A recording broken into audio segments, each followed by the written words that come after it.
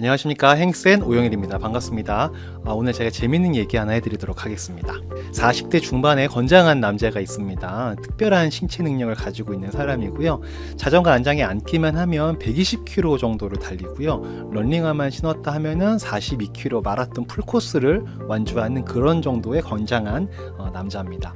근데 어느 날 팔다리에 이상이 있음을 느끼게 되고요. 다행히도 뭐 큰 문제는 아닌 것 같고, 감각과 움직임이 약간 아주 조금 이상한 것 같은데 라는 정도의 수준의 좀 변화를 느끼게 됩니다. 그래서 병원에 가서 6개월간 척추에 대한 치료를 받았습니다. 보통 우리 팔다리가 저리면 척추에 뭔가 문제가 있는 경우들이 있잖아요. 그래서 척추에 대한 진료를 받았는데, 근데 이상하게도 6개월간 치료했지만 나아지지 않았습니다. 그 담당 의사는 큰 병원으로 가보라는 권유를 하게 됩니다. 그래서 이 남자는 큰 병원에 가서 진료를 받았는데, 큰 병원에서는 뇌에 문제가 있을 수도 있다 라고 해서 뇌 사진을 찍고 이 남자는 충격과 공포를 느껴서 눈물을 흘리지도 못했습니다. 말로만 들었던 파킨슨병이라고 합니다. 파킨슨병은 치매 다음으로 흔한 퇴행성 뇌질환으로 완치가 어려운 질병이라고 합니다. 근데 뭐 다행히도 수명이 극단적으로 짧아지거나 남은 여생이 의미가 없어지는 그런 정도는 아닐 수 있다라고 얘기하고요. 의사는 관리만 잘하면 질환의 진행 속도를 상당 부분 늦출 수 있다고 얘기를 해줍니다. 그래서 이 남자는 의사의 조언대로 주의할 것들을 세심하게 챙겨서 자기관리에 더욱더 만전을 기했고요. 무리하지 않은 적절한 운동과 영양 섭취를 잘 해오고 있던 거죠. 근데 그러던 어느 날 퇴근길에 보도블록을 걷고 있었는데 자동차가 돌진해 옵니다. 남은 여생을 돌보고 관리해 나가는 그의 의지를 무시하듯 그 자리에서 삶을 마감하게 됐습니다. 누구나 인생에는 소중한 것들이 있죠. 그런 소중한 것들 중에 어느 하나라도 갑자기 사라져 버린다고 생각을 하면 슬프기도 하고 아쉽기도 하고 부정적인 감정들이 우리를 지배하게 됩니다. 나의 소중한 무언가가 사라졌는데 유쾌할 리가 없잖아요.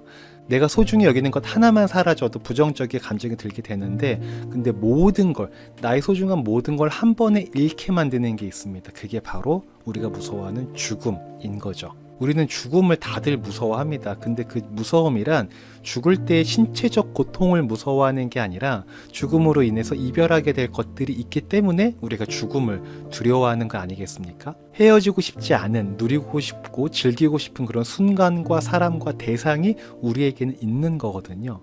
어느 날 그냥 이 모든 게 사라져버린다 생각을 하면 너무너무 무서운 거죠. 진짜 소중한 것들과의 영원한 이별, 그게 바로 죽음인 거잖아요. 나의 죽음도 너무나 무섭지만 나 아닌 타인, 그 누군가의 죽음이 나의 죽음보다도 더욱더 가슴에 사무치도록 무서울 때가 있습니다. 대표적으로 바로 가족이죠. 부모님이, 자녀가, 형제가 죽는다는 상상만 해도 정말 끔찍하고 무섭지 않을 수가 없습니다. 근데 우리에게 소중한 사람은 가족 말고도 또 있죠. 바로 사회에서 만난 동료인데요. 동료의 죽음도 상상하기가 싫습니다. 함께 동고동락하며 미래를 바라보고 열심히 같이 일하던 사람, 그런 동료가 불의의 사고나 질병으로 죽게 되면 그 얼마나 슬픈 일이겠습니까? 그러나 그런 소중한 동료가 죽음을 맞이한다고 해도 그 슬픔의 강도는 가족과는 비교할 수가 없겠죠. 동료보다 가족이 우리에게 훨씬 더 소중한 존재이기 때문일 겁니다. 근데 아이러니하게도 우리는 가장 소중하다고 말하는 그 가족보다 사회생활에서 만난 사람에게 더 잘합니다. 그들에게 예의를 지키고 그들의 마음을 헤아리고 그들을 이해하려고 노력하고 그들의 입장에서까지도 우리는 생각을 합니다. 반대로 나에게 가장 소중한 사람에게는 예의를 지키지 않는 것을 당연시하고 내가 그들의 마음을 헤아리는 것이 아니라 그들이 나를 헤아려 주기를 더 바라고 나를 이해해 주기를 바랍니다. 왜 항상 당신 입장만 생각하냐고 따져 묻기도 하죠. 근데 이게 현실이고요. 아는 것과 달리 행동한 우리의 모습이 일면 이해가 되기도 합니다. 왜냐하면 우리는 생존을 해야 되고요. 생존을 하려면 돈을 벌어야 하잖아요. 돈은 혼자 버는 게 아니라 관계된 사람과 협동해서 같이 버는 거지 않습니까?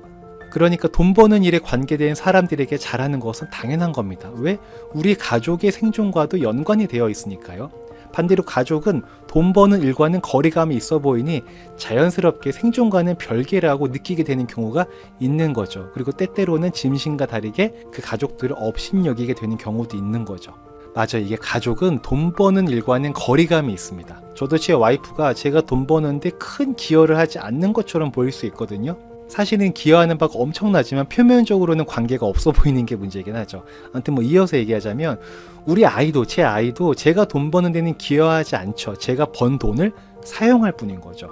근데 제 가족은 돈 버는 일과는 거리감이 있어 보이지만 제가 돈을 버는 가장 큰 이유입니다. 우리 모두는 생존을 위해서 일을 하는데 그게 누구의 생존이냐? 바로 우리 가족의 생존을 위해서 일을 하는 거죠.